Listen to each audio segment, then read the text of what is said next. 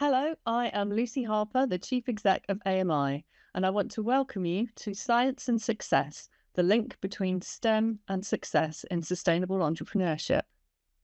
This is a pre-recorded event created to highlight an alternative avenue to the traditional academic route for researchers. It showcases 5 women from across the globe who successfully started their own STEM-based sustainable startup companies and are now tackling some of the world's greatest challenges using their research-based backgrounds. For each speaker, there's a short talk introducing themselves, their company, their experience, and how they transitioned from early career researchers to successful entrepreneurs. This is followed by a Q&A session with myself answering questions that were kindly submitted by you, our members. We hope you find this helpful and as inspiring as I did to talk to these people, and that it empowers you to consider following in their footsteps. With this webinar, we also want to take the opportunity to celebrate International Women's Day 2024, which is taking place today, Friday, the 8th of March. This webinar helps highlight the exceptional value and necessity of women's inclusion in STEM and showcases some of the amazing work that's being done across the globe by women in science. Many thanks to all our speakers for their really valuable participation.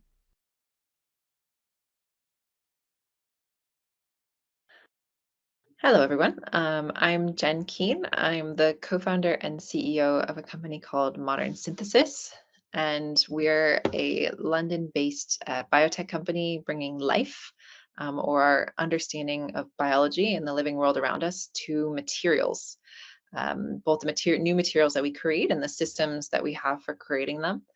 A little bit about me, my background. I've worked in the sportswear industry and the fashion industry my entire career.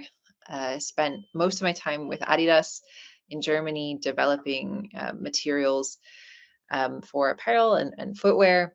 And I learned a lot from my time there around the challenge that the industry is facing in regards to materials and the importance of those materials in driving both impact as well as innovation within the industry. I came to London in 2016 now. I did my MA at Central St. Martin's in material futures, where I was introduced to the wonderful world of microbes.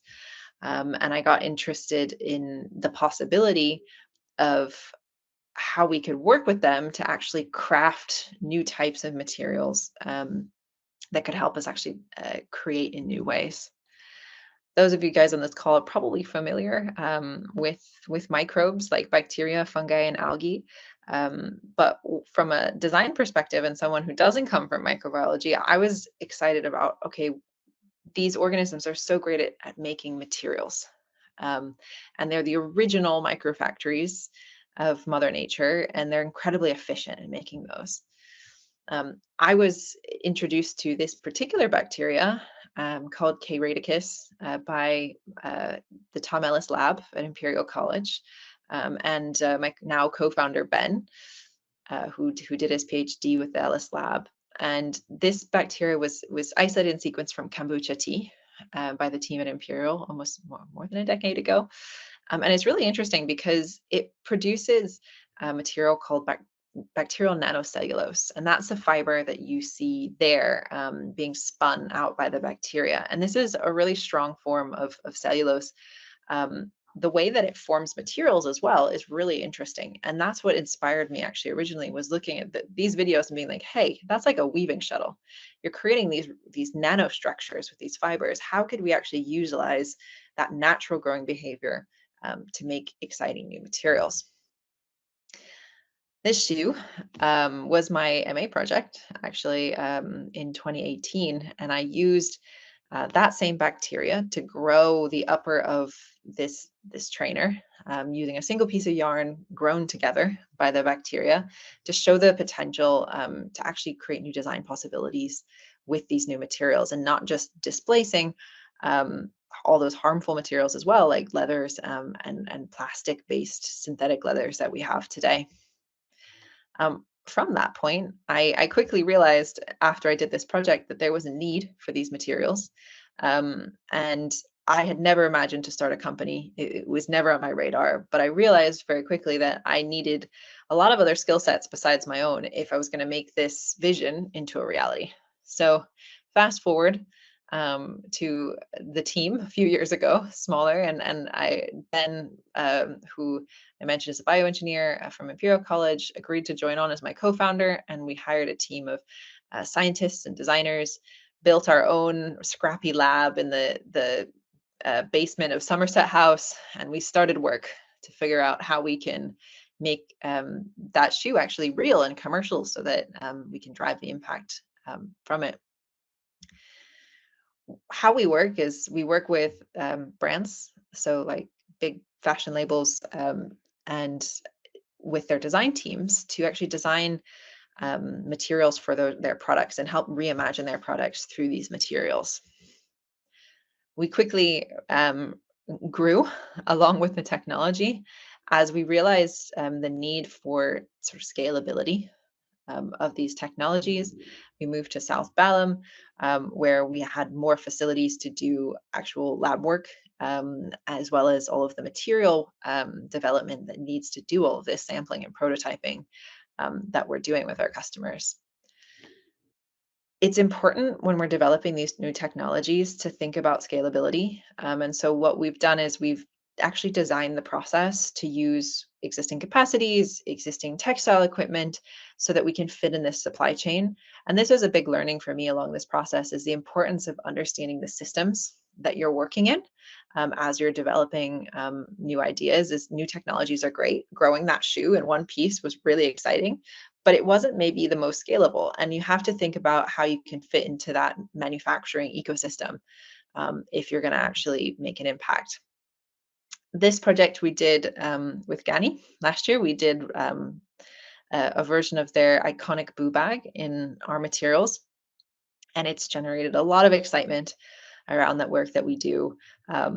And the PR from that has been quite funny. We get a lot of, the bacteria boo bag, and it's created a lot of excitement. But it's important for these projects to generate awareness around technologies like ours that are a little bit less accessible or understandable to the general population, so that we can actually make them a lot more mainstream.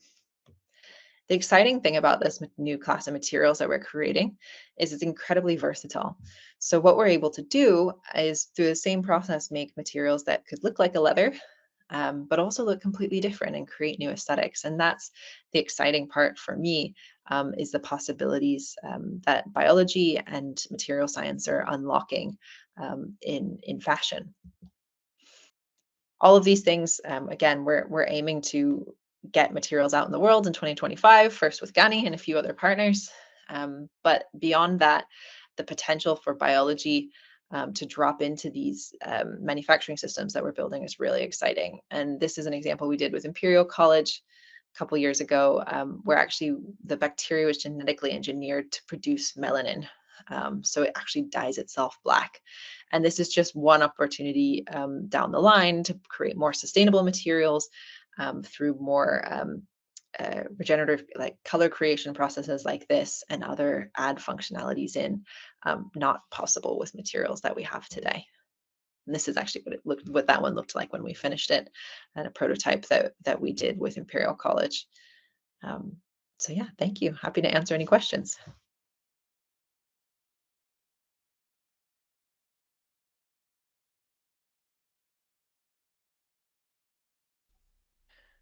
Well, it's lovely to meet you, Jen. I have a few questions from our audience, so if you're happy, I will begin asking them, if that's okay. Sounds great. Okay. So first one is, well, it's quite a straightforward question, but the answer may not be. Certainly, if it were asked of me, it wouldn't be a straightforward answer. But can you describe what a normal working week looks like for you? There is no such thing as normal in a startup. I would say it depends. I think this is something that Ben, my co-founder, and I reflect on a lot, is that when you're building a company, as a founder, your job changes like every quarter, if not more often. A normal work week for me at the moment is a mix of talking to customers. So I spend a lot of time working with the brands that we partner with to get our materials into products, whether that be handbags or shoes. That relationship with the customer is really important to make sure that we are building a product that actually is going to be used and we can make the impact that we want to make. I also spend a lot of time on calls with potential investors, all the stakeholders as well that we already have supporting us to make sure that everyone is aligned, and that we've got the funds and the resources that we need to do all the work that we do here with the team. Okay, that's really interesting. And something else I was really interested in was the fact that you worked for a time at Adidas. And I was just wondering, how did that impact the way that you run modern synthesis? It's a very good question. I highly recommend that anyone spends time in the industry before going back and doing higher level studies. I did that, so I took a break between my bachelor's and my master's. Worked for Adidas, did a variety of roles there in material development and design mostly. And that experience opened my eyes up to some of the key challenges that are in the industry. And that actually was where the idea originally came for me to come and work on developing new materials. In the way that I run the company, I think because I have been the customer, I understand the need for the technology. And that's so important is you have to understand that you're doing this work for someone or you're doing it for a purpose, and being able to understand that purpose really well is critical.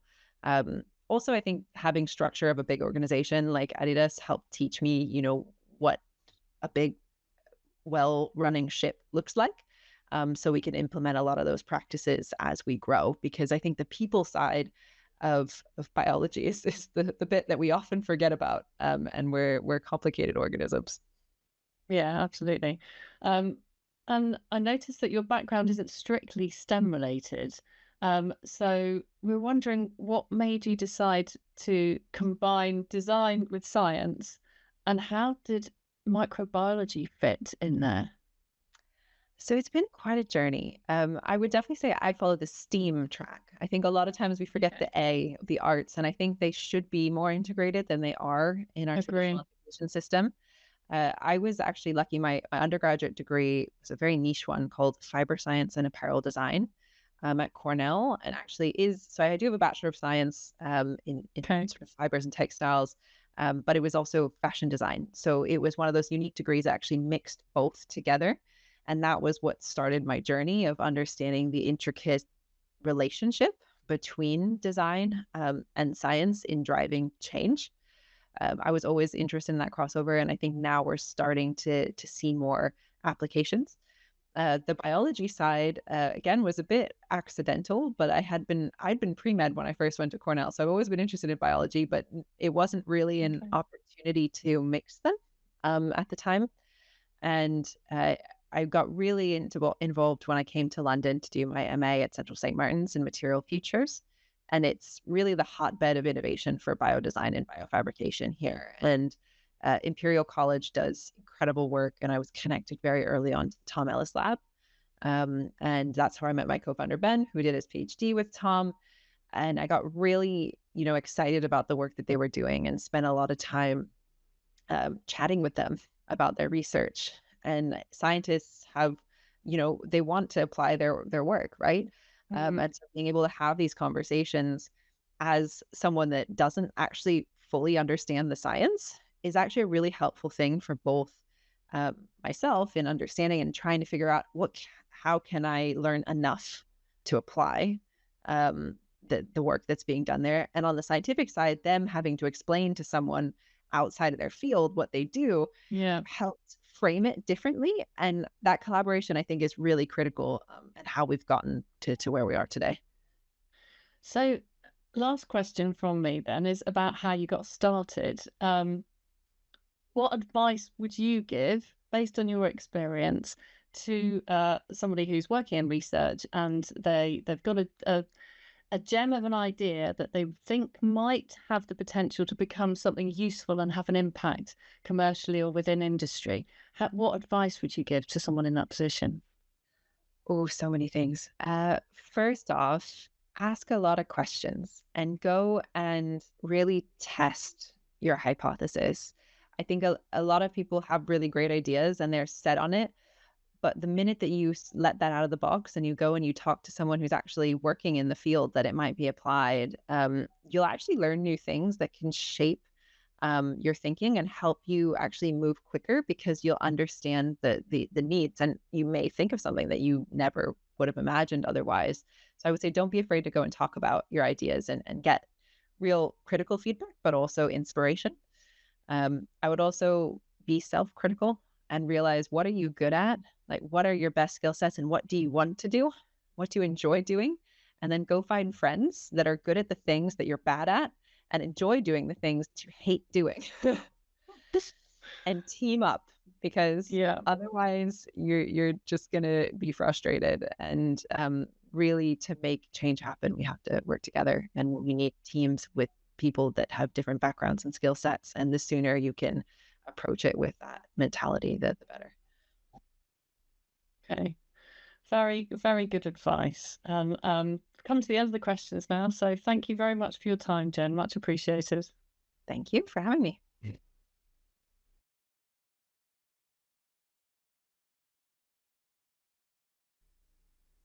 Hi, my name is Oriana Breschker. I'm the CEO and founder at Aquacycle.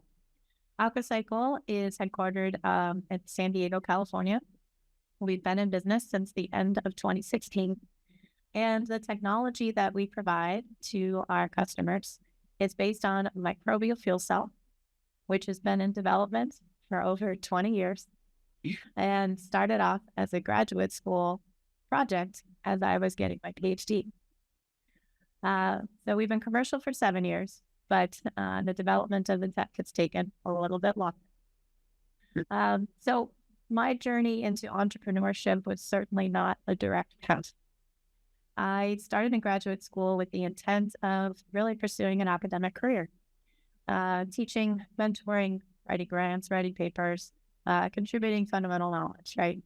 But as I finished off my PhD and transitioned into a not-for-profit research space, I wasn't teaching. I was doing, 100% research, 100% soft money, writing a lot of grants, but also continuing to develop what had started in graduate school as my PhD thesis. And it became very exciting over the course of the different iterations of development to see what was an idea really transition into a product, which I think is a rare treasure for researchers. And so as this product actually started to develop, even under the not-for-profit space, we began really just taking what we knew of more of the fundamental understanding and trying to wrap technology around that. And so the journey was a long one. There were many different versions of the technology that is now in play. What we have operating in the world right now is version 9 of the second product iteration. And so it's more like version 25 if you look back at the early days. But what started as a coffee cup sized unit is now packed into shipping containers, solving real world industrial problems for clients like Pepsi Cola and Anheuser-Busch InBev. And so it's really very cool to see that we're solving something that's meaningful, and we're able to actually make some money while we're doing it. So the first steps toward pursuing an idea of a company really came by accident. As I mentioned, I was on the academic path, but it became really clear that we're inching our way towards something that could certainly be a commercial product. And at the time, one of the branding agencies that was supporting my group, actually it was a family foundation, the Roddenberry family, they had provided a grant to my team, $5 million, for us to take what we had learned in the laboratory and transition that into a real world application. And so we installed 2 different pilots, one at a pig farm treating manure, and one in Tijuana that was treating residential sewage. And these were grant funded opportunities. And the pilots, they worked. They didn't work right away. But by the end of the grant, we had them actually meeting all of the key performance indicators that we need. And so as we met our milestones and we spent the money, we came back to the family and said, okay, well, here's where we are. Should we continue to develop this under the not-for-profit space, or should we try to spin out a company and see where this goes? And they really made the decision for me. And so I became a reluctant CEO and an accidental entrepreneur in the process. But over the last 7 years, as we were formed in November of 2016, we've learned a lot from our customers, understanding where the major challenges are, understanding what different markets we can connect with, how we need to optimize our systems to do that. And I transitioned from talking about the technology into talking about a value proposition, right? A product that solves real problems. And the biggest challenge is in making that transition, right? Just one, stop talking like an academic and really start thinking about what is the value that we're bringing to a particular problem. But number two, the biggest challenges we faced have not been technology challenge. Those are easy. The biggest challenges have really been, how do you build an infrastructure for a business to grow? How do you hire the right people? How do you inspire the team? How do you connect with your customers? How do you accelerate sales? How do you communicate what your value is to a broad audience that may not know exactly what it is that you do or why what you do is different or special? How do you set a pricing model? What insurance plans do I need to have for my team? What level of pollution control do I need to put into place? What other liability issues do we have to consider as we're rolling out to work on the customer site? What trainings do we need? What OSHA requirements do we have to meet? All of the complexities of actually building a business that operates outside of a laboratory. So those are the big challenges. And you getting started, you don't know what you don't know. But the most important thing is to get started. And don't be afraid to fail. You're not going to know everything, ever. And once you got one thing figured out, the new thing pops up.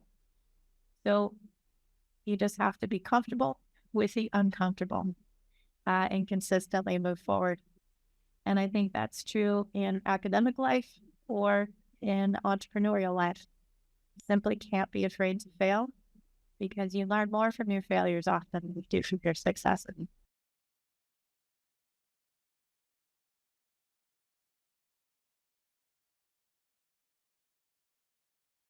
Well, it's lovely to meet you, Ariana. I have a few questions for you that I've received from our audience. So if you don't mind, I will start off. Sounds great. Okay, could you go into a little bit more detail about some of the issues that AquaCycle has been created in order to solve, and the science behind the solution, if you like? Happy to. So AquaCycle primarily addresses very difficult to treat wastewaters. And the reason that we're doing that is because wastewater is a problem globally.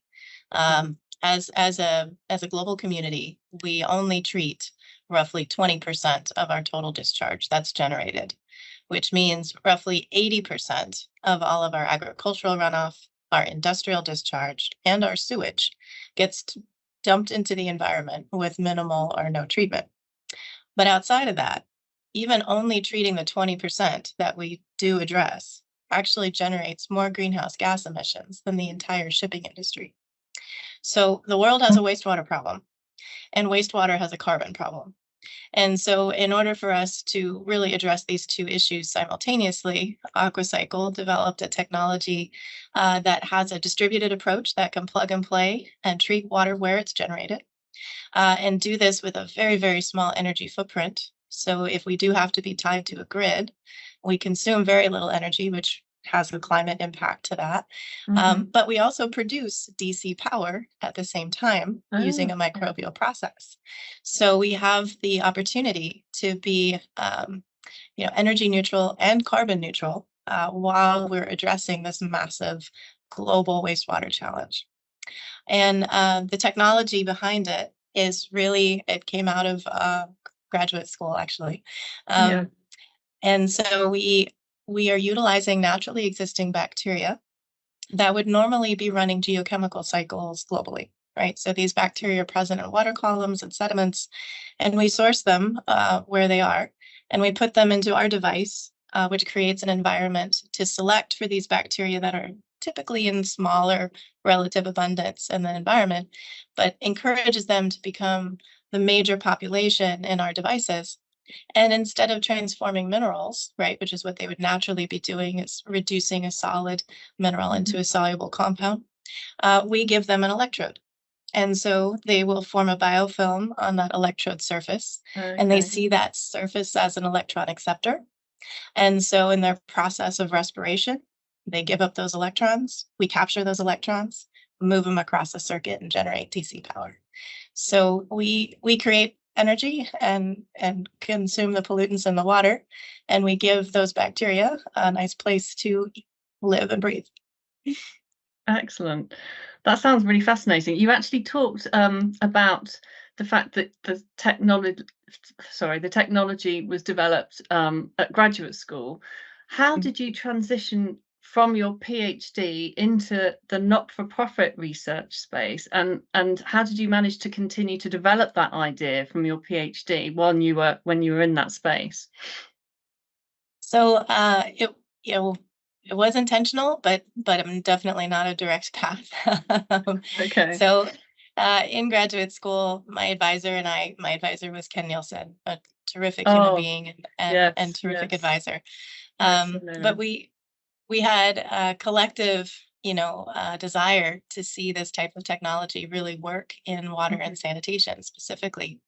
And so while studying, a specific organism for my thesis, which was Shewanella oenidensis MR1 and other phyla within that division, we started expanding on that once I left my PhD, and I went to the Craig Venter Institute, and I had options to do some postdocs that would have taken me kind of more of a molecular biology or more marine geochemistry kind of focus, but I really wanted to stay in water, which the Venter Institute was going to allow me to do, but it was soft money.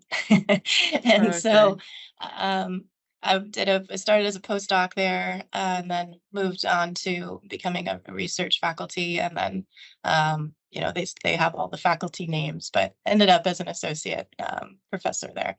And so lots of grants written, but we were able to apply metagenomic and metatranscriptomic tools to understand not just what happens now in this electron transfer reaction in a single organism, but now, the meta, like how do we understand and fundamentally control what happens within communities of organisms that are electronically communicating to their environment and to each other, right?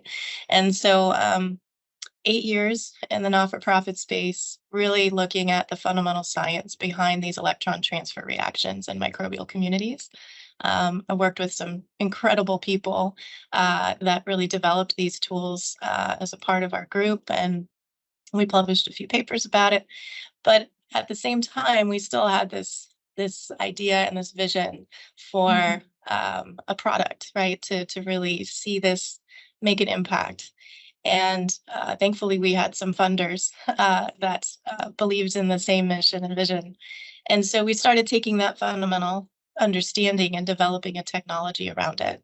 And so 12 years in total between grad school and the not-for-profit space in kind of both of those tracks, right? We were funded to do tech development as well as continue to do the fundamental science, which really, helped the processes on both ends, right, of investigation. And then really the decision was made for us at the end of the grant that was awarded to my team was by the Roddenberry Foundation. So we had hit the milestones on technology development, and we had the beginnings of a product. And when we took it back to them to say, okay, we spent the money, we accomplished our milestones, what's next? They kind of made the decision for me to say, all right, go ahead and make a company and see if this is going to work. So they came on as our first investor. Oh, fantastic. So you just talked about the turning a sort of scientific idea or principle into an actual product. for you, you said that it was always in the back of your mind that this could turn into something that could be applicable and could make an impact. Was there one particular defining moment when you realised that? And if so, can you tell us about it? Yes, I think, yeah, there's a collection of moments, I should say, right? Okay. And yeah, the world of microbial fuel cells and the research into microbial fuel cells, which is ultimately what our product is based on, has been around for decades. And there's a lot of great research happening globally, both on the fundamental as well as on the tech side. But the focus, the focus had been a lot in energy recovery, was especially when I had first started into the field. And the challenges had been in cost and scale, right? And so our defining moments really were the points in time where we came to a design where it looked manufacturable. It was going to be scalable and cost effective. But we had gone through a lot of pilots to get to that point. Yeah. And the design that we have now and are commercializing, we're on version 10 of that design, but we had 2 other designs that we had explored well before that, right? So we're looking at 20, 30 different iterations. And it was at the point where we had successful pilots with that design, and not the first 2 trials certainly were not successful, but we had enough hope to keep us going, right? Enough encouragement that we were at least on the right track. And then finally, when we got it, and we saw it run continuously for a year, treating pig manure outside of a lab in a field environment, that was okay, we got something here. Okay. So, and just as an extension of that question, you talked about the fact that you tried time and time again, and sometimes you weren't successful initially. What was it about you personally, in terms of your character and the work that you were doing, that drove you forward to find a solution? Well, I'm very stubborn. but outside of that, we'd seen the chemistry, we'd seen the electrochemistry, we'd seen the stability of our biofilms and laboratory reactors. So we knew that under controlled conditions, this system can and should work. And the risk and the leap was, okay, in a less controlled environment in the real world, can it still work? And can we apply those same controlling principles that were successful in the lab? And so, it took a while for us to really understand all the specifics that would enable us to see the field trials come to success. But we had enough encouragement along the way to know, okay, we've overcome this particular challenge. Now let's work on this one. And we were able to stepwise through it, ultimately to get to a system that now functions. It works. Yeah, absolutely. So my last question for you, is there a particular industry out there that you think is best suited to someone with a PhD in anaerobic ammonia oxidation wastewater treatment? Yes, we need you. So within the industry, there is a huge need for resource recovery. And while there are technologies and there are methods and techniques in practice specifically for nutrient removal, nitrogen and phosphorus, there are some really amazing opportunities, right, to employ anammox reactions for nutrient recovery in a very different way, and looking at more value add products that could come out of that. So not just a treatment, but potentially synthesis.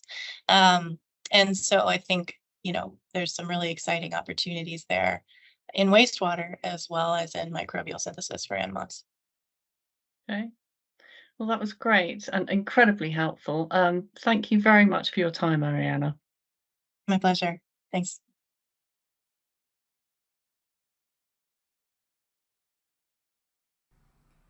Hello, everyone. My name is Luisa Cruz. I'm CTO and one of the co-founders of MicroHarvest. So we are a biotechnology company, and we are really focused and we are ambitious in trying to bring really at large scale protein that can be used as an alternative or complement to animal protein. I'm Portuguese, born and raised. I did my studies in Lisbon and then went to do a master in biotechnology. But my affinity for industry really took me to the Netherlands, where I went first to do just an internship at DSM, and then I ended up staying to do a PhD at the Technical University of Delft. So it was a PhD in quantitative physiology. So I clearly had an affinity to do a bit of everything. So I did from computational modeling and a lot of fermentation work and a bit, of course, of microbiology. After that, I jumped into a company called Corbion. So they are the biggest lactic acid producers, where I started in R&D. Again, I got to experiment all different areas of R&D and innovation. So I really had a great opportunity there. Just happened to be that came a time that I also start feeling, so let's say around 6 years for me being in that company, started feeling that I was seeing some cycles of projects coming and going, and sometimes seeing projects that the technology was there, but the business was not really there, or somehow it would just be shut down. And I felt the need to try to understand a bit more of the business. And for that reason, then I got the opportunity to work in competitive intelligence and market insights, which came to a surprise to a lot of people since I was such a strong had such a strong scientific background. But honestly, really was enlightening. And honestly, to see that actually research doesn't need just to be on the technical side of things or really on the lab, but research is also about market. It's also about knowing what's being done around you and in other fields. So I really grew up a lot. But then, how did I do the jump after such a time in a corporate? How I did the jump for a startup? So actually, Microharvest started with my co-founder, so Kate, Catalina Bakers. So we actually met in 2009 during the PhD times in Delft. And from that very moment, clearly, we worked very well together. We were really able to say the things that were going well, that were not going well in the projects that we had in common. And we ended up actually becoming quite very good friends. And Kate, after her time in Delft, so she had quite some experience working in pilot plants and ended up working at an ingredient company, where she also found that her drive was not so much on the research, but on the business side. During that experience, actually, she started noticing that ingredient companies and food companies were actually looking for alternative protein, meaning something that they could use to replace animal protein, but of course will need to be delivered at large scale. And that it's something that it's still quite hard, or it was non-existent, because of course there was a lot of plant protein, but because of some characteristics like flavor and the presence of anti-nutritional factors actually was not the best solution. And it's still, it's great for some applications, but still not ideal. So having this into account and over a beer with some friends, actually then to put the 1 + 1 together and to look at our favorite factories that are microorganisms and all their potential to actually become this new source of protein. So that's why then she gave me a call that she had just started this company. She was looking for a CTO. And that moment for me was, it really shook me.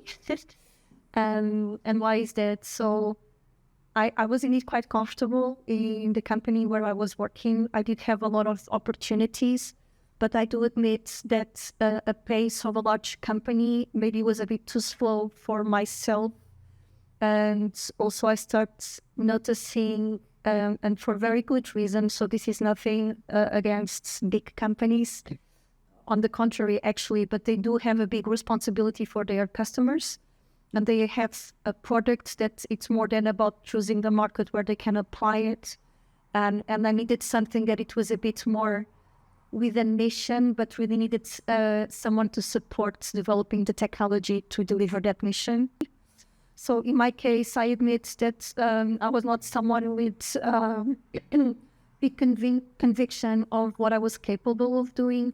Actually, that's one of the reasons that I didn't pursue entrepreneurship sooner. So I had already done a course with Kate, and we had already shared some ideas of starting a company back in 2012. But I really felt that maybe it was really not something up to me.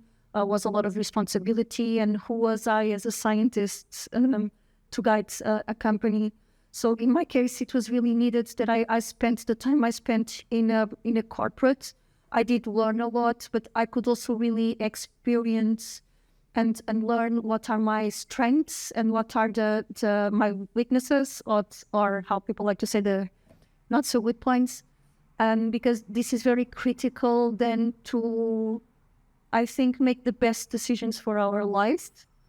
And for me, it was also very clear that, yes, I can do it. Of course, I will do mistakes along the way, but I do also have my strengths. Then when put together with my great founding team, so both Kate and Jonathan, our COO, we really complement each other. And this is really translating in very nice progress and results for Micro Harvest.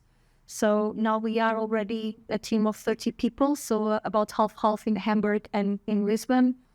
That's why I say so far I'm really happy with the decision that it's made. Of course, it brings a lot of challenges. They are the challenges that actually are the ones that make me tick and get the adrenaline and that I love, being one of them. That, of course, every day brings you a lot of different decisions.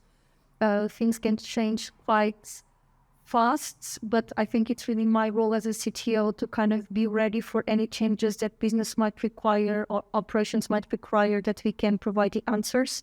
So that totally fits me. I have the ambition that Micro Harvest keeps growing, keeps providing jobs, but also can really create an impact on our food system. But of course, we need to keep dreaming, but still we have really a foot on the ground. That we avoid big mistakes, that we are really realistic for the targets that we have, because we also have a responsibility for the people who work with us. And so that's the thing, how it's a challenge on how to keep dreaming and dreaming big, but still one foot on the ground, trying to be realistic on what can be achieved. I normally don't like the idea of someone following somebody else's footsteps. I just think my biggest learning is really to try to find who I am once again, what I'm strong at, and what actually makes me happy, and just pursue it. Really surround myself with people that can give me the right feedback, meaning that they can be there when things are not so good, but also can shake me up when maybe I'm not going on the right direction. And above all, that it's also for me very important is not having all the eggs in one basket and redesigning. So I'm 40 years old, I'm married, and with a girl of 4 years old. And I really needed this component also on my life. Because I think it's very important. There's always challenges that lives bring you, and a lot of them, they are not on our control. For me, it's very important that I have several parts of my life that I know I can rely on to pick me up when maybe in some other part it's not going so well. And this is maybe some of the advice that I would leave is most importantly, know yourself. If you are too shy or not self-confident, challenge yourself to kind of understand really your limits, and if the image that you have of yourself is the real one, and vice versa, of course. So enjoy every step, and I'm still encouraging any woman who wants to be a founder. You can do it, even if there will come hard times, if maybe some things will not succeed. It's, best decision I made.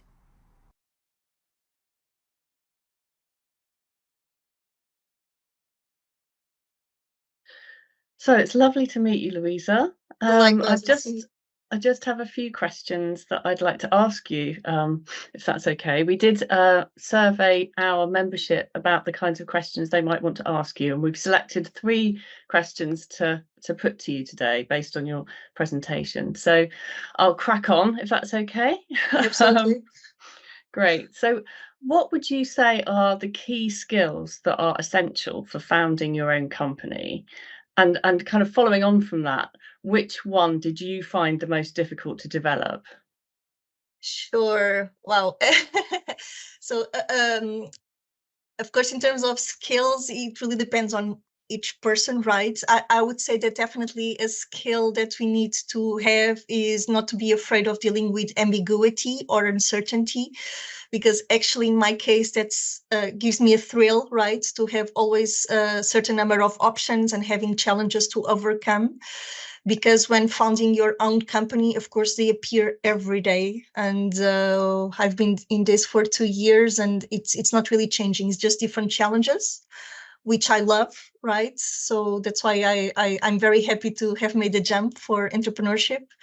But yeah, but it's a skill you need to have, else it's very easy to burn out or really to go a bit crazy with so many decisions that have to be made and so many challenges. So that's one. In my case, that one I think really makes part of me. So Yeah, I was lucky. I would say that maybe the other one is really more regarding people management skills. mm-hmm. So it really helps if you already have some dose of empathy, but I also do believe this is something you can train. But really to be able, in face of external challenges, never to forget to have a look to your own team, that they are functional, that they are going through the changes of the company. Because Mm-hmm. once again, starting from small to growth, you really need to take them along. And this one, I admit, I had to train. I still have to train. It's something that I don't totally believe that one will own all the knowledge on how to do this. Yeah, so these are, I would say, the 2 main ones from my own experience. You asked for 3, right? Well, no, not necessarily. It's entirely up to you, however many you'd like to talk about. But so I'm taking from what you've said that you found not the most difficult to develop, but the one that you needed to develop, I guess, was the people management side of things. Yeah. And so you'd recommend any kind of early career researchers who are thinking about going into this to get some kind of training around management and that kind of thing. Yeah. Yeah, exactly. Okay. Exactly. Yeah. Okay. Team building, how Yeah. to manage people. Mm-hmm. I mean, this is my thought is that there has been a lot of development also more in recent decades on maybe on how to do this, on how big corporates actually should be doing it. And from the courses I followed, sometimes it really always seems very nice on paper on how you should do it, but in the end, it's all people relationships. So Yeah. actually, you should also find your own way on how to do it and just how to be transparent with people. You also need to have very tough conversations, and this is something you learn by doing. There's no other way to do it. But if you're aware you need to develop it, it really helps. That's helpful. Yeah, absolutely. And everybody's different, aren't they? So managing different people takes different skills a lot of the time. Exactly. So. Exactly. Yeah, Okay. definitely. Yeah, interesting. So I'll move on to the next question now, and Sure. that's kind of related to advice for early career researchers. So if I were a PhD student and I was looking to start up a company, how would you suggest getting started? Do you know what I mean? How would I take that first step away from the scientific research, be that in academia or industry, and move to doing my own thing and kind of setting things up, building up a company? Sure. So again, maybe before jumping directly to the question, again, just to for clarity, in my case, when I finished the PhD, I did do an entrepreneurship course, but I really felt I wasn't ready, that I needed a bit more experience on the real world before I made a decision on what was the problem I was going to try to tackle with the company. And so that's why then I spent actually 9 years on a multinational, on relatively big corporates, where I really felt then I really learned a bit more about the industry where I was playing, on how to do research, because I'm still really a scientist. My passion is technology, so that's no way around it. Yeah. But then I really could see it, how it can be used to tackle actual real life problems. And of course, I'm not saying that on research, on PhDs, you're not doing it, but it's very different on how then to try to commercialize it, That's very, very different. So for my particular case, my personal choice was to first go to a career. And then, of course, the challenge was, okay, I'm very comfortable with my job. I was very lucky to have a good position, and the company invested on me. Will I really do this? I have now a family. Will I jump to starting my own company? I did it. No regrets. Best decision ever. Oh, great. But this was my personal journey. I would say for anyone who's now finishing a PhD and feel that they already have a very good idea, or they feel it's the right moment for them to jump to entrepreneurship, definitely they should try to look for any accelerator program where they can really test their idea, and also to meet up with people that complement them, right? Because if the idea comes mostly from the technology side, or even from their own research, it's so good that they can be challenged then from the commercial side of things, right? Okay. To make sure that there's really a fit, that they can explore then the product that is coming out of their idea. So I do think it's quite crucial for someone who wants then to put it into practice, really to challenge it, to hear a lot of no's, that's not going to work, but then try to, solve it and get it better, because it will get better. Yeah. And last but not least, I also always say this, entrepreneurship should always be about the motivation and the vision, not so much about the particularities of the technology, right? Because there cannot really be babies, because then if people get too much attached to the technology, they might end up not solving a problem, and things will not grow nor scale up. So we need to be realistic. Sometimes we have our preferred strain, our preferred bug, right? That we really like. We think it's fantastic. But if by any reason we see it's not going to work for the problem we want to solve with our company, we need to drop it. But use all the knowledge that you gathered, because that's the most valuable thing we have, is the knowledge that we have been gathering throughout our career, throughout our experience. That's really the most important. And I guarantee, as time comes and we're getting a bit older, more mature, you really see how important it is, just the experience that you have. So it should not be about the technology or your pet topic. It should really be about the problem you want to tackle in society or in the world, or your about solution. having that big picture view, then I guess, isn't it? Yes, that's important. Yeah. Excellent. So just my final question is kind of around how Microharvest runs. Your fellow co-founders are based in Germany and you're based in Portugal. Correct. So how did you first meet, to start with? And how do you work effectively across countries to ensure that Microharvest runs smoothly? Sure. So actually, our CEO, we met 13 years ago during our PhD. So we both did the PhD in Delft in the Netherlands. Okay. And it was actually quite a click. So we got along very well. We are big friends, but also we saw we worked very well together. So we had a project together. We were always very open when things were going right, when things were not going right. And so there was this very nice relationship, and I ended up then doing the entrepreneurship course with her. But like I mentioned, then we felt, okay, maybe we need a bit more experience first to see industry working, but then we got back together. So she actually started Micro Harvest in 2021. And then when she was looking for the CTO position, so we connected back, and yeah. Then for Jonathan, our COO, so we really felt we both brought a lot of experience from biotechnology, and her from more the business side, myself more from the innovation side of things, but we needed someone more for operations and with experience on a startup environment. Okay. Right? Because we were very used to already big corporates and how they run, but to build something from scratch is very different in terms of agility and yeah, organization and governance. So we opened the position, and Jonathan, he was looking really, so he's from a completely different background, mechanical engineer. He had already experience with his own startup, and he was really looking for a project where he could have an impact, but also the project would have an impact on the world. And so he did take this brave decision of really changing completely fields.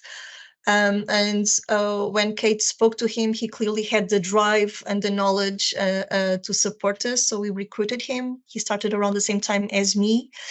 And so far, I think we make a great trio. So we really complement each other with our knowledge and also our personality, which I believe is still very important. Myself, I don't believe I would be good as a kind of one-woman show. I do need people to complement me, and we use the strongest points of the three of us. And then, of course, and that's, of course, the secret on how things can also work being remote, is total transparency, right? If we need to speak up, we speak up.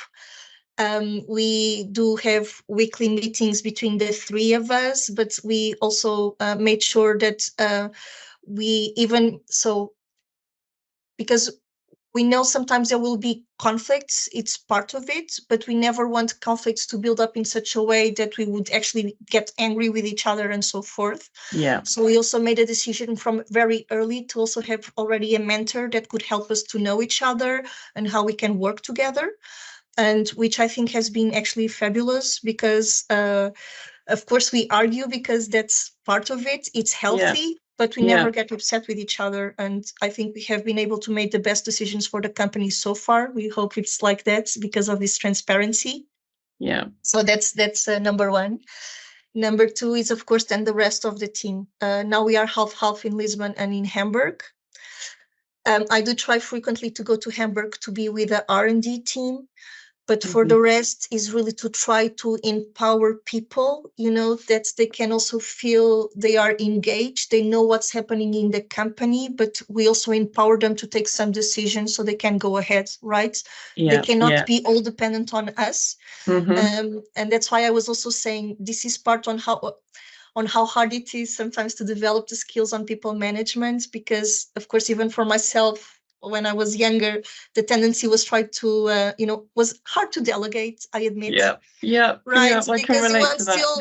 still, I would not say that it's so much micromanagement that I want to dictate everything, but I do like to have an eye on everything. But once you're in a leadership position, that's impossible. So there's no other way besides trying to make sure people have the proper training, proper mentorship, that they can speak with each other, that there's no problem in using Teams to make a call to the colleague that is in Lisbon or in Hamburg, and then try to empower them to also make some decisions on the work that we are giving them the responsibility.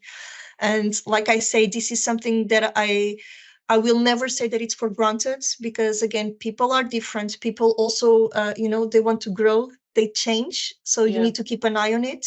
I definitely don't say I have it, but it's something for us. It's very dear and important, is indeed team culture. Absolutely. Well, it sounds to me like you have it completely. And what you were saying just then really resonates in terms of leading AMI. And absolutely. It's about making sure, looking after your people, but not kind of trying to micromanage them. So no. That's the worst one can do, I think. It also drives you insane, to be honest. Like it gets to a point you cannot do it all. You need to trust the people you hired, because they are the best. And also they will bring things that you cannot bring. So they are experts in their own field. So yeah. Yeah, I would say 100% that's agree it. with that. Well, it's been lovely talking to you, Louisa. And Likewise. thank you very much. Yeah, welcome. Appreciate the opportunity, really.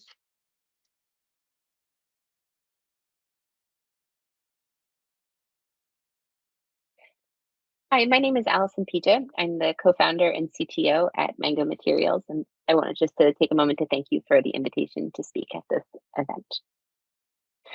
So at Mango Materials, we are motivated by the plastic problem. So plastics are all around us. We really can't avoid them.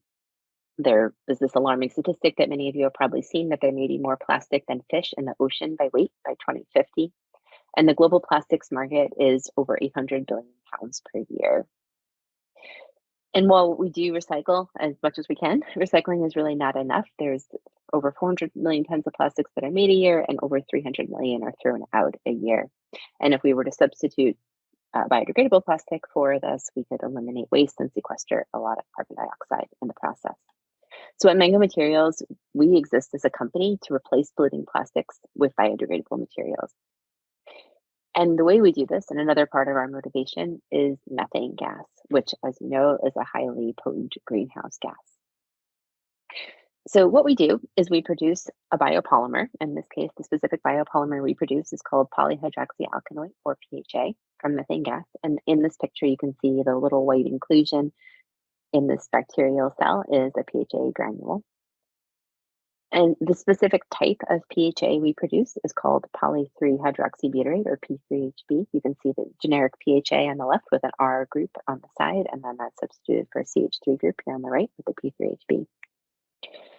So now, before I go into a little bit more about Mango's process and the products and everything that we do, I want to take a step back and talk about our origin. So Mango Materials is a company that was co-founded by 3 women, myself, Molly Morse, and Ann Shower Jimenez. Molly and I did our PhDs at Stanford University, where we studied, for myself, the production of PHA from methane gas, and then for Molly, the biodegradation of PHA under anaerobic conditions without oxygen. So when we graduated, we decided we wanted to try to make our PhD research a reality, and we did that by incorporating Mango Materials. We were very fortunate to have early partnerships that enabled our success, one with a local wastewater treatment plant called Silicon Valley Clean Water in Redwood City, California, and then another with the United States Department of Agriculture, or USDA, out of Albany, California, where we have had our early lab and still have a presence to this day. And this is an early picture that was taken of us, of the 3 co-founders with our early products and bacteria at the wastewater treatment plant where we worked. So now I want to take a minute to dive into the Mango Materials process and what we do. So we start with methane emissions. I mentioned that. Ideally, we use methane from biogas. So that's produced anaerobically at wastewater treatment plants, landfills, agricultural centers. We currently work with wastewater treatment plants primarily, but we can really use any methane. Our bugs are, like we like to say, methane agnostic. We take that methane and we feed it to bacteria through what we call a gas fermentation process. And the bacteria accumulate the biopolymer, PHA, inside their cell walls. So you can see the white. Again, there's an inclusion body inside the bacterial cell there. But following this fermentation, this gas fermentation process, we then have to do a number of what we call downstream processing steps in order to get the polymer out of the bacterial cells. So we basically have to break open the bacterial cell walls and then remove all the other cell material. So all the proteins, all the DNA, all of that stuff, we have to remove it to get a purified PHA powder. We're left with a PHA biopolymer. This is actually the image is some pellets. But from there, we have a further step where we have to do what we call formulation and milk processing. And the formulation side is basically mixing the PHA with a few other biodegradable additives in order to give it specific properties so that we can use it for a variety of further downstream applications. And then the melt processing is where we compound it. We basically melt it together with these additives and then melt it into whatever form is needed for the final product. There's a whole other science on that. And then at the end of its useful life, these biodegradable products can be biodegraded back into methane gas if they are biodegraded anaerobically at a waste treatment plant. So part of our work is also doing end-of-life studies. We have a grant with several other academic institutions that are looking at ways to enhance this degradation or to control it for specific applications. So mango materials solution. So again, we believe that plastics are really destroying our planet. So we make alternatives that will pollute. So the way we've advanced our technology is through two basic offerings. So we have our YAP, which is our plant-based PHA. Mango Materials has purchased plant-based PHA from other companies and then used this to develop our early applications. And then our YAP Plus, which is our methane-based PHA that's made from greenhouse gases. This is a smattering of the products that we've made so far with partners. You can see some 3D printed products up here and then further down here. And this is a scientific instrument. We have a lot of injection molded products. These are specifically caps, a cosmetic case that snaps very nicely. We also have these little figurines and then a molded, a thin film line where we can make thin films and fibers as well, where we've made fabrics for textiles. Here's another smattering of products, mainly some more 3D printing images, so we can see the various things we've been able to print. We've also been able to impart color to our products. This is a partnership we've worked on recently with Technar Apex and making these small little loyalty toys, which we've been really satisfied with the quality of color we've been able to get. Recently at COP28, we had an announcement with Stella McCartney for a pair of sunglasses that are on the Stella line. And then we do have products that are on the market. So we have an injection molded biodegradable soap dish with Natura that you can purchase, but only in Brazil at their stores there. And then we had a partnership with Allbirds as well. And so again, just to recap, why our PHA? So we use methane, a potent greenhouse gas, and then we have unique PHA experience in order to process the PHA into a variety of products. Our business model is that we supply PHA to forward-thinking brand owners, and then we will be looking forward to future licensing technologies that we can deploy our gas fermentation globally. Mango Materials has enjoyed a successful scale-up program. We steadily scale our technology. We currently operate what we call our launch facility at a wastewater treatment plant. So we've done a number of scientific validation studies at small scales and bottles and 96 well plates. We've operated lab bioreactors since the start of our company, testing various parameters in fermentation and optimizing there. We built a pilot plant here that was roughly 500 liters. This was built in 2015. It was basically, we ordered the reactor vessel itself, but everything else we really built ourselves at Mango. So we bought a lot of PVC pipe and a lot of fittings from Home Depot and other companies like that, and really put this together. It looks like we built it ourselves, but we learned a huge amount in the process about how to scale the technology, how the technology behaves at scale. That was a really big step for us. And then from there, we moved to our launch facility, which is about a 5,000 liter process, about 10 times bigger than the pilot. And this was built professionally by a third party. And again, a huge learning going to this. This is more of a production facility. From here, we're looking to then scale into our flagship plant, which will be our first commercial plant. Here's some other images of our launch facility. You can see at our original site. And then again, this supplies methane-based PHA for those commercial releases, a lot of those products that you saw in previous slides. It was designed in 2019 and it's actually built and commissioned during the pandemic in 2020 and uses waste methane. So recently we moved the launch facility to Vacaville, which is in closer to Sacramento here in California and in a more industrial area. So it's been really great. We've been very thrilled to be working with the city. I think the city is very excited to have us as well and to be potentially bringing more biomanufacturing and local jobs to the area. This is a recent photo from a ribbon cutting we held in November with the mayor and the head of the wastewater treatment plant and our board. I want to take a second to thank all of our partners. We've been fortunate to receive funding from NASA and NSF and have wonderful partners at wastewater treatment plants and other business areas. To thank our investors and then our team. Again, I mentioned our origins. The fundamental research was done at Stanford University. Our dream is to produce 1 billion pounds of PHA, and this would really enable us to start having a dent on the market and all the plastic that's out there. And our vision, again, is to create next generation sustainable materials. We believe that the future is biodegradable and the future is now. So with that, I wanted to thank you. And here's my contact information if you want to get in touch and ask me any more questions. Thank you.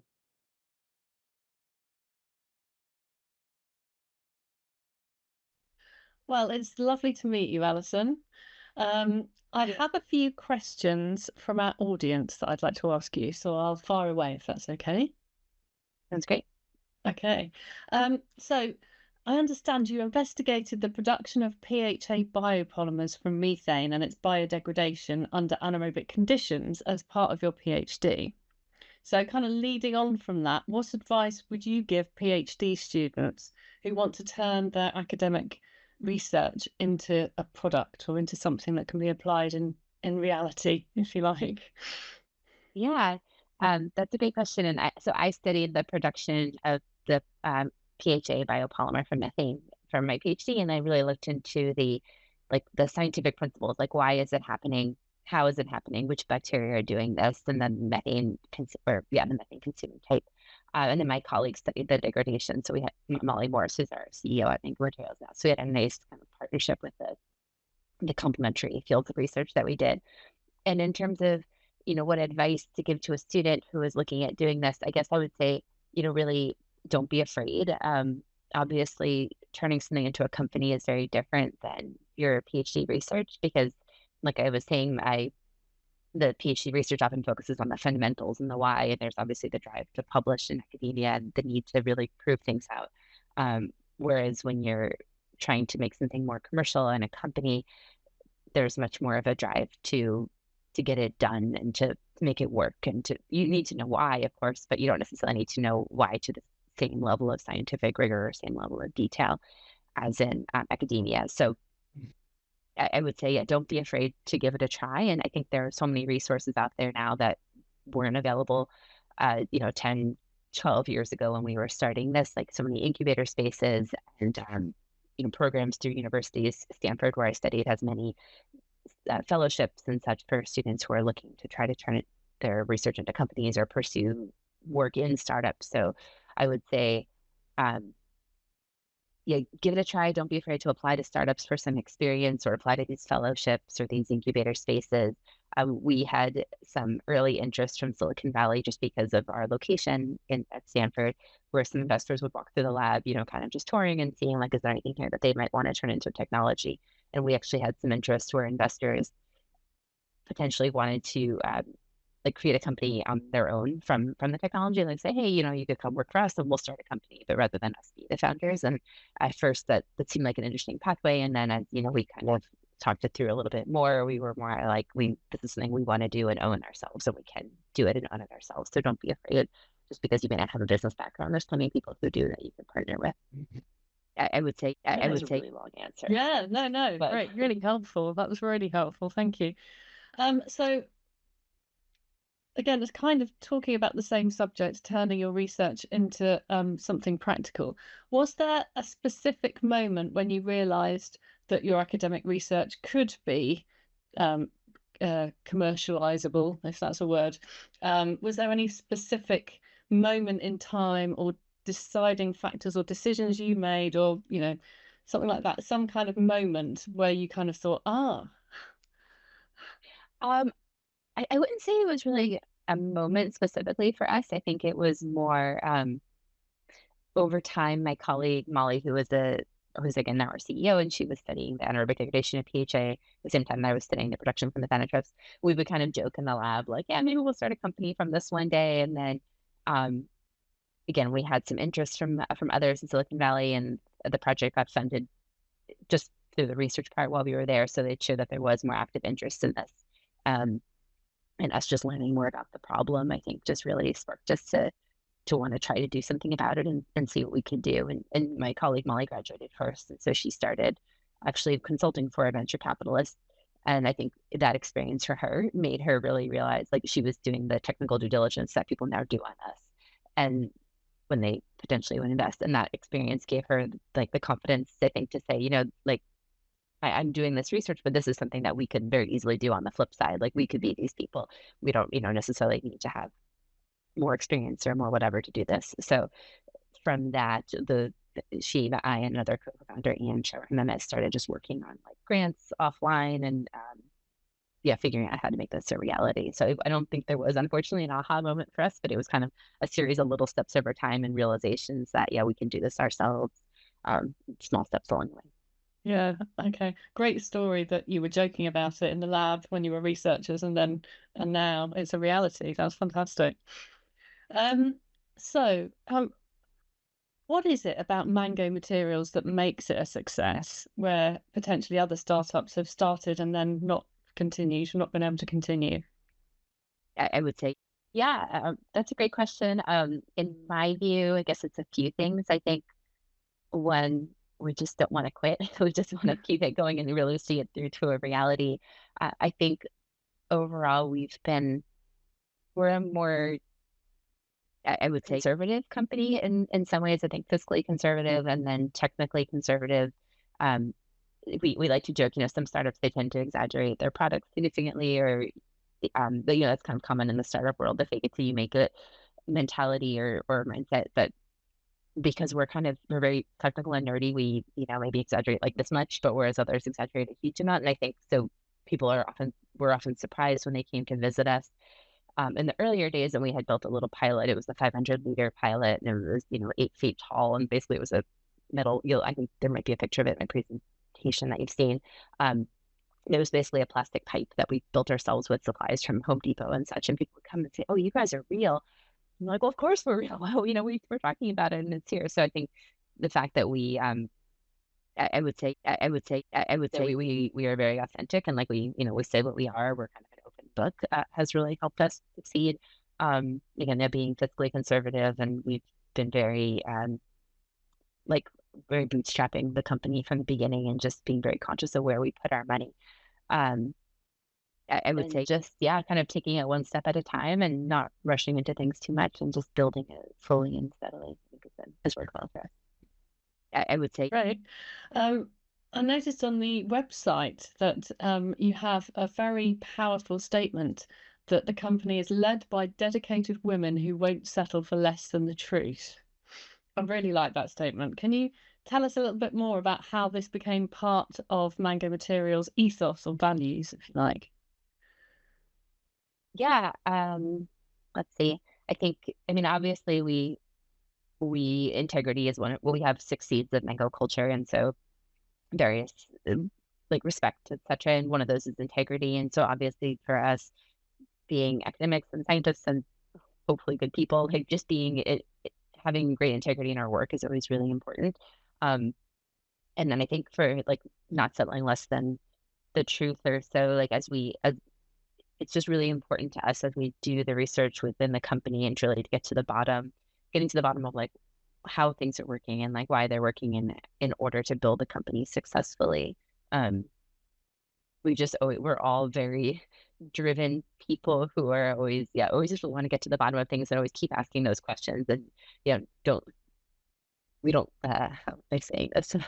Stumbling a little bit here, but we don't want to like let things lie. We really just want to get like, oh, is there a better way? Kind of always asking, is there a better way to do this?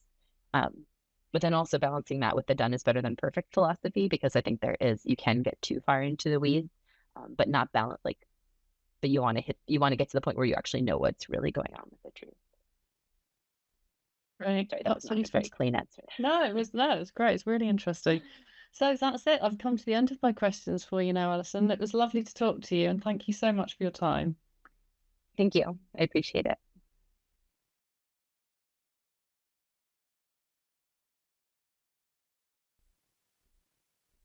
Namaskar. I'm Sandeepa Kanetkar, founder of CanBioSys India. The company is based out of Pune, which is more than 80 kilometers from Mumbai. And we are basically a microbial company, and we deal in microbial products which are used for sustainable agriculture. So I've been an entrepreneur right from the first go, as you can say. I started my entrepreneur journey in 1991 after completing my post-graduation in industrial microbiology. So I really believe that entrepreneurs are born because there's a lot of DNA which is involved in it, as I feel so.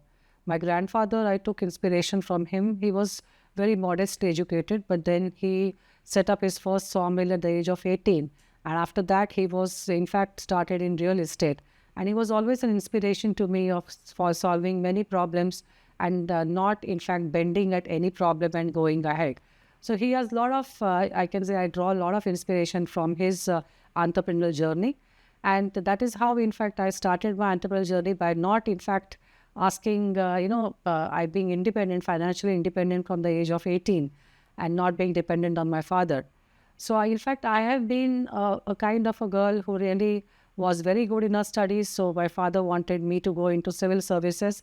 But then again, the entrepreneur bug was always inside me.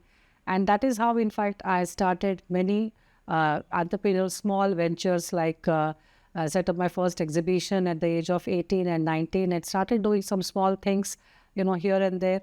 And that is how, in fact, an aspect while I understood while learning my industrial microbiology. Industrial microbiology also was an accident which I happened to have, as you can say, because after being good in school, I just missed the admission into BJ Medical College, which is a reputed medical college in Pune, by almost 3 to 4 marks. And that is how I landed in graduation in post in industrial microbiology. So, in fact, everything was a chance event for my education, as you can say. I wanted to do something very big when I joined industrial microbiology, and I always used to see how microbes can be useful, or in the applications of microbes can reach the common man. Because we were mostly into medical microbiology, and then seeing all those big bioreactors, it often made me dream as to one day I will definitely have my own pharma unit. So I happened to meet a scientist after my post-graduation, also by chance, because I was going to go for my MTech in biochemical engineering, because I got almost a 14th rank in India.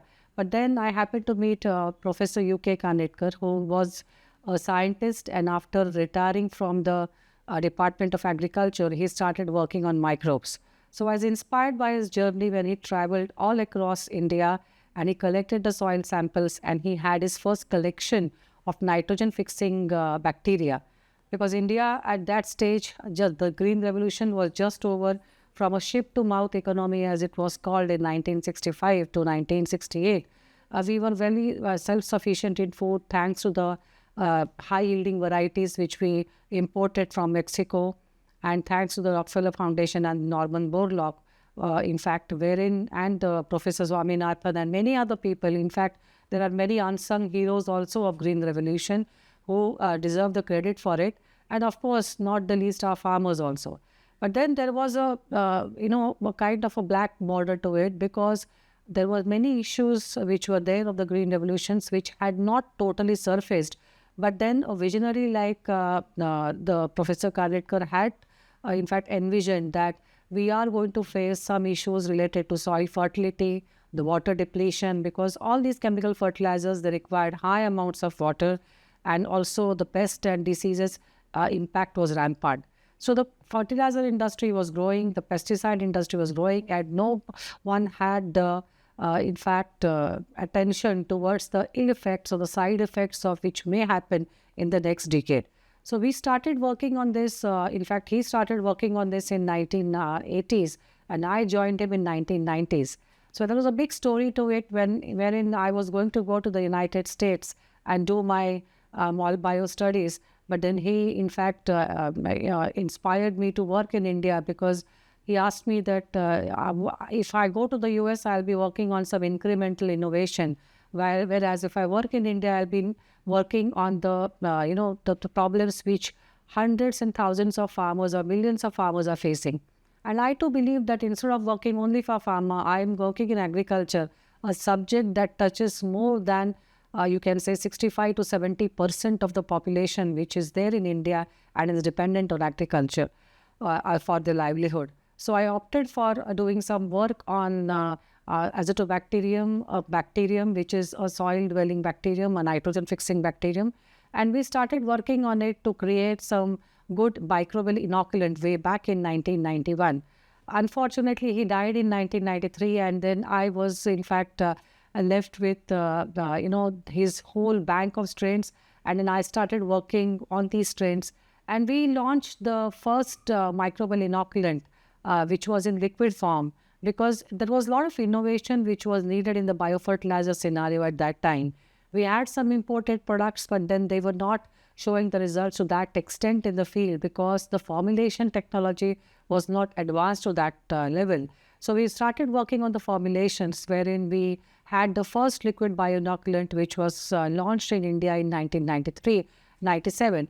But then it so happened that there was not much awareness in India related to the use of microbial fertilizers and the microbial inoculants. So we were the first company to, in fact, export our microbial inoculants to Australia and Turkey, and that was, in fact, the start. So we were just 9 of us, and we were passionately working with microbes, and we were trying to create and standardize different technologies. There were no standards for microbial fertilizers then. In fact, we were the part of the government committee which was involved in setting up the standards for many of the microbial inoculants. And then slowly we started having the big, we can say, collection of microbes. And now I'm proud to say that from a team of 9, we are now a team of 180 people working in this field in 7 states of India. And we are also exporting our products to 5 countries. Just last year in March, French multinational company Desangos, we have a strategic association with Desangos, and they are also working in the same sector. And for pan-India expansion and for mutual benefit, we decided to tie the knot, and there was no looking back. So now we will be involved in setting up, or you can say, working on all 3 aspects of crop cultivation, right from soil health management to crop to nutrition to plant health with respect to biostimulants, and also with respect to plant disease and pest management. So all in all, we now have 23 different products. We have one of the largest fermentation units in India, and we will now be setting up a facility near Pune, which will be almost up to 10 million liters. So we will be covering whole aspects of crop production cycle, right from sowing to harvesting. So if we see that the pattern of the microbiome, as we call the microorganisms which are involved in benefiting the plant, because as we all know, plant and microbes, they share a very, you can say, symbiotic or a mutualistic association. Plants, they give away carbon in the soil or in the leaf exudates. And there's a whole new community of the bacteria which survive on those carbon, and they give different benefits to the plants. So this is a very important aspect of crop production cycle which can be benefited with microbes. In India, this sector is developing, and when the issues of water scarcity, climate issues like water scarcity, drought, and different aspects are showing up, microbial products, they offer a great solution to combat the impending disasters, in fact, which loom high over our shoulders. So this is a very important aspect which we can work in. Right now, the market in India is about 3,000 to 3,500 crores. And there are many companies in this field who really are working with some good technologies. But then the scaling up of those technologies have to happen. And I'm very happy to say that the CAGR, which is there of these products, it is around 15 to 20%. So that means in 5 years or 6 years, we hope that the aspect will be doubled. So we are now well poised to have the microbial aspect of agriculture properly researched and properly, it can be made into put good use into agriculture. So we believe India has a lot to offer in terms of use of microbes in agriculture. And I would really be happy to share the platform, wonderful platform of microbiologists, wherein I'll be able to showcase some of the good things the microbes can do for the plants. It's not that microbes are germs and they are only, pathogens. There are a whole host of microbes which are useful to the plant. And they are the most abundant or ubiquitous creatures which are found on this earth. And we have a lot to do innovations. A lot of innovation can happen in this sector. So we are poised for a good, you can say, solution approach towards microbiology. And we expect that microbes can bring about many solutions to different problems in agriculture. Until now, a lot of work has been done with respect to microbes in the pharma sector and the biotech sector, but agri-biotech sector, people have just awakened to the use of microbes in agriculture. So Canbiosis, my company in India, is happy to be, working passionately in this field, in this upcoming growing field with a team of around 180 plus people. And now we are well poised to cover pan-India, because India has the largest number of farmers, I believe, in many, amongst other countries. We have almost 12 million farmers in India, or land holdings in India, and a host of other crops. Almost all the agromatic zones which are found all over the world, they are found in India. So we have a lot to do, and it's pretty exciting what is really happening in this field. And I'm really happy to be, to have lived the dream of the scientist who started this work on the microbes. And there is many other things to come, and many other products to come. I hope we share a wonderful conversation and discussion in this program, and I'll be happy to answer any questions at all, if there are any. Thank you so much.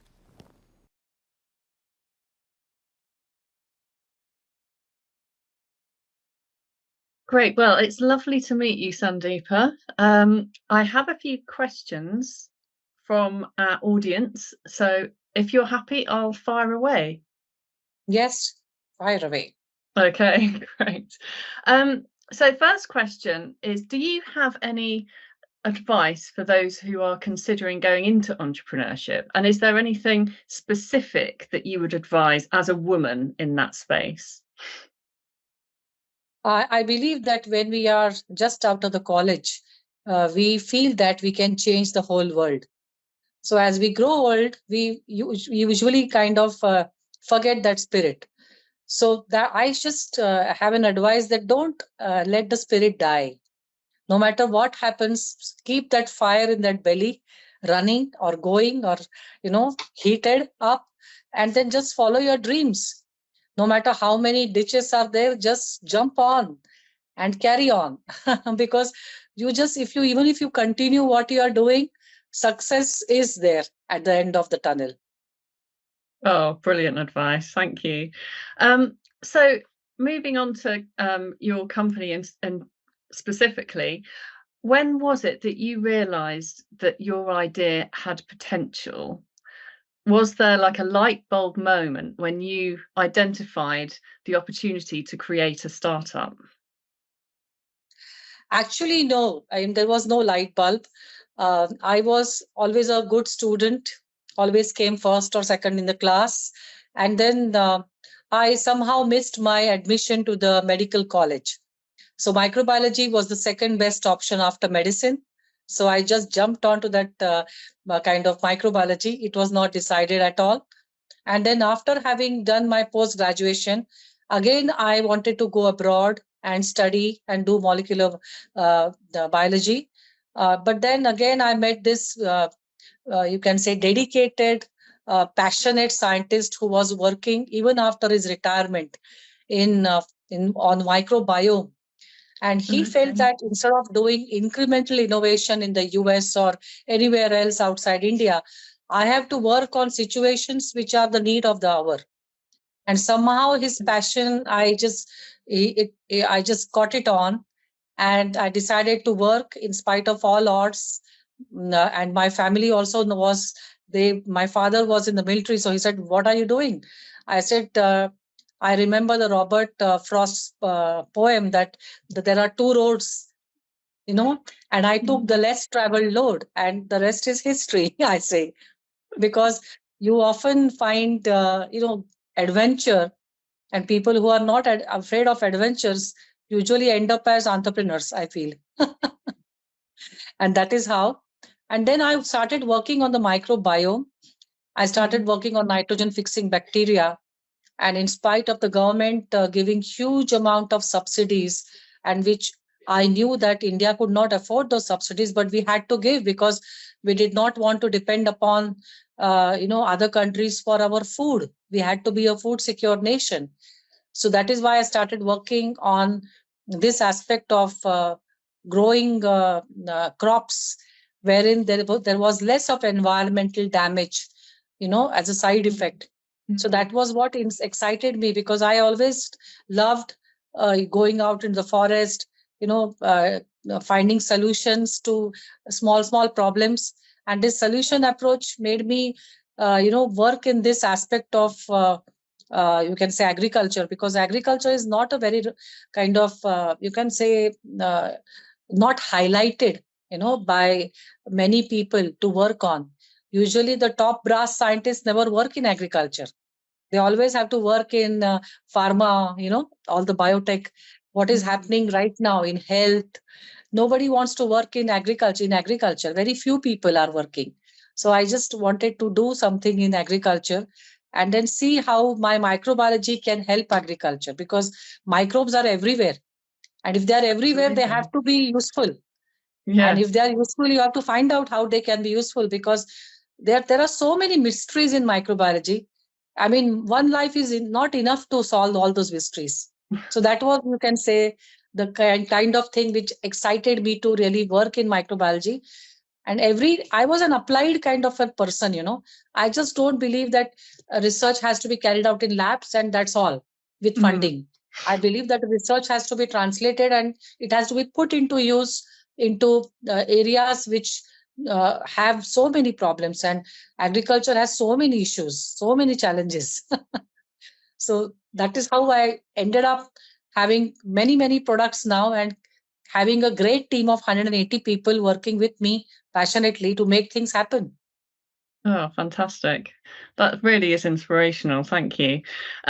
So can you talk a little bit about the transition from your work life before you started your startup, Canbiosis, and how that transition took place?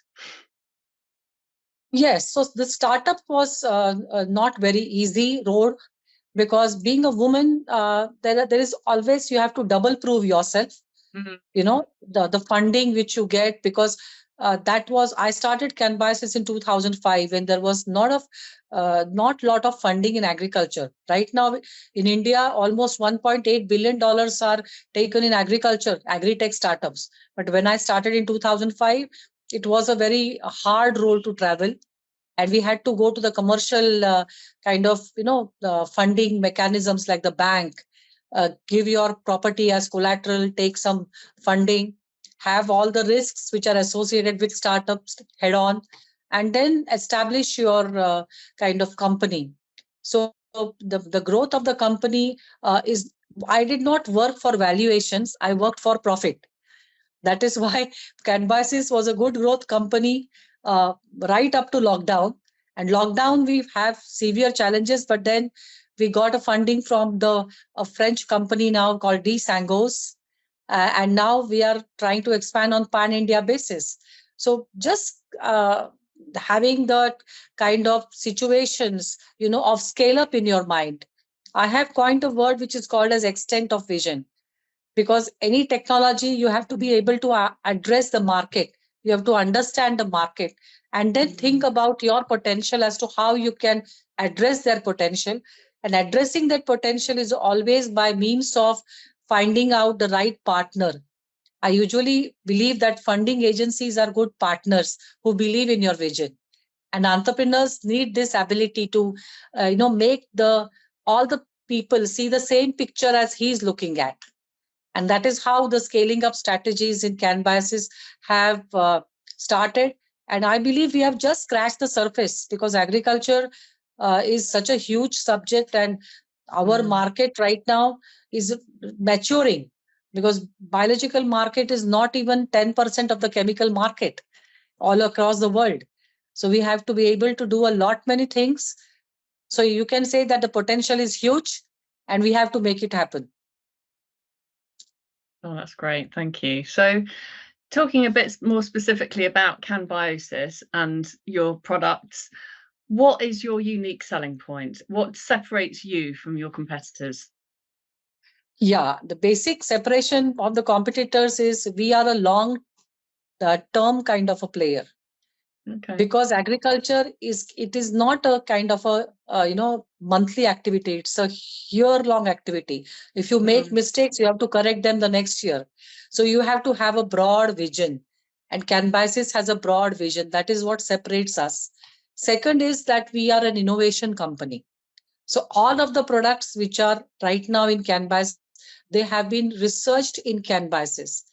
the innovation-driven company. That is why the logo of our company also is DNA, which covers all spheres of Earth, the agrosphere, the hydrosphere, the lithosphere, and the atmosphere. So microbes which are there in all 4 spheres of Earth, we have to do something with that. So we believe that we can find solutions with microbes. So innovation-driven company, Canbiosis. Third aspect is we believe that the power of microbiome can be utilized in all aspects of crop production cycle. So we have dedicated departments which are working on the food safety with respects to reducing the residues in food by having good biopesticides, which also have been innovated by us. Then second aspect is soil health management. We are trying to find good solutions for carbon sequestration in India, because that is not a kind of field which is being paid a lot of attention to by the other commercial players. So we are working on the soil aspect. And third aspect is food security. So food security means a lot of imbalances are there right now in the nutrition aspect of crops. So Canbiosis is working on all 3 aspects of crop production cycle. And that is the uniqueness. The fourth uniqueness I can talk about is the quality. At no point of time we have any compromises in the quality. So that aspect is very important, because if your products have to have repeat sale, the products should speak for themselves, not the marketing people. So the products, if they speak for themselves, it's easier to scale them up. So the lot of importance and lot of capital is spent on validating the quality aspects. So that is what separates us from other people. And the fifth aspect is the vision, as I told you first. Again, that they believe that Canbiosis has the potential to bring new products for the different problems in agriculture. And we are not working on all the pests and diseases or all aspects of food security, but we have targeted or focused our work on some aspects, like the rice stubble burning happening in Punjab, Haryana, the carbon sequestration there, or working on very hungry crops like sugarcane, cotton, which extract a lot of nutrients. So we create success stories in specific areas on specific crops, and we gain the trust of farmers, because India has largest number of farmers in the world. So if we have to work with so many farmers, you have to gain trust based on the consistency. So that is the kind of unique ability of Canbiosis. And we can do the scaling up. That is another aspect which is so important. So we believe that Canbiosis is here to stay. Great. Well, let's hope so. It sounds like Canbiosis are very aligned with Applied Microbiology International in many ways from what you've said. So thank you very much, Sandeepa, for your time. It's been fascinating talking to you. And I shall say cheerio. Thank you so much.